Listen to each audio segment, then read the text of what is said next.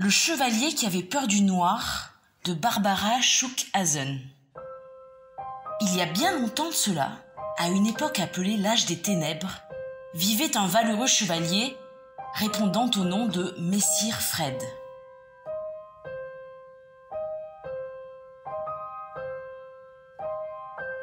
Messire Fred délogeait les monstres des douves du château. Il chassait de la ville les marchands malhonnêtes. Un jour, il sauva même la gracieuse dame Gwendoline de l'horrible dragon à 10 têtes. Pourtant, il y avait une faille dans l'armure de Messire Fred. Ce chevalier si courageux avait peur du noir. Une peur bleue qui lui faisait battre le cœur et s'entrechoquer les genoux. Il avait peur du noir de la nuit, du noir en haut de l'escalier de pierre, du noir sous un grand lit de cuivre, du noir entre le trou pour la tête et le trou pour les bras lorsqu'il enfilait son armure. Quand il allait se coucher, Messire Fred éclairait sa chambre avec des bougies et un bocal de lucioles. Son anguille électrique apprivoisée ne le quittait pas de la nuit. Et s'il devait aller aux toilettes, il l'amenait avec lui.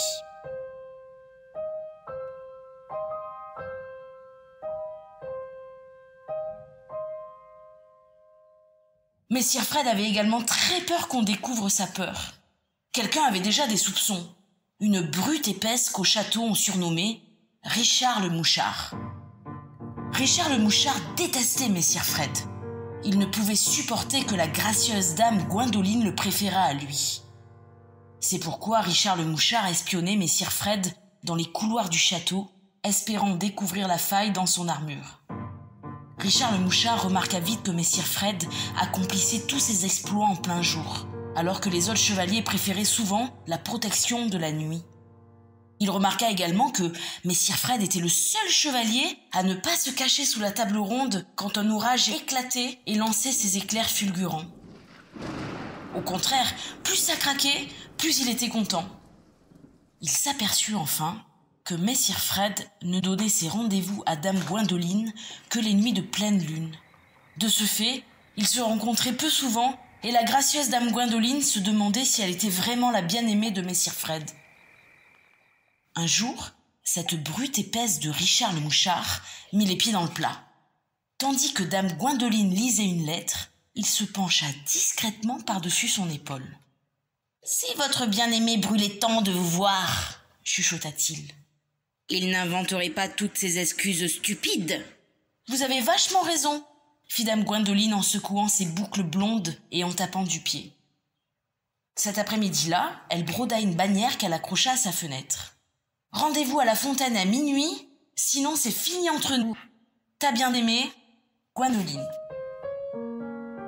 Quand Messire Fred vit le message sur la bannière, il se mit à broyer du noir. Cette nuit-là, le ciel était plus sombre que l'encre et la lune plus mince qu'une moustache de chat. Messire Fred secoua son oreiller en bredouillant. « Que faire? J'y vais ou j'y vais pas?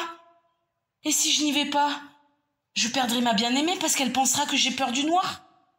Ce qui est vrai. » Finalement, Messire Fred décida d'y aller.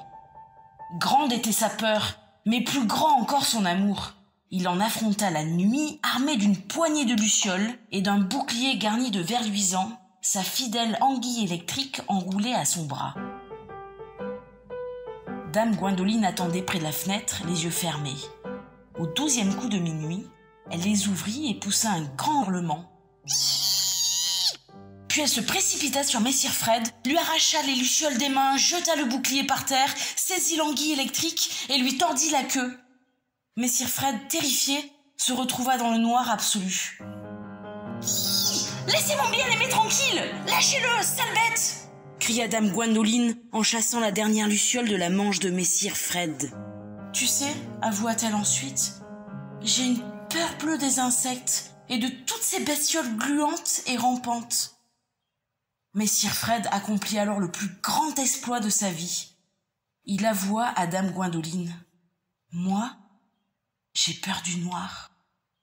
Une peur qui me fait battre le cœur et s'entrechoquer les genoux. » « Alors, tu es encore plus courageux que je le croyais, » dit dame Gwendoline en se jetant dans ses bras, « puisque tu es quand même venu me voir au rendez-vous. »« Et toi, dit Messire Fred, Tu es aussi courageuse que gracieuse, puisque tu as voulu me protéger. » Et il l'embrassa tendrement.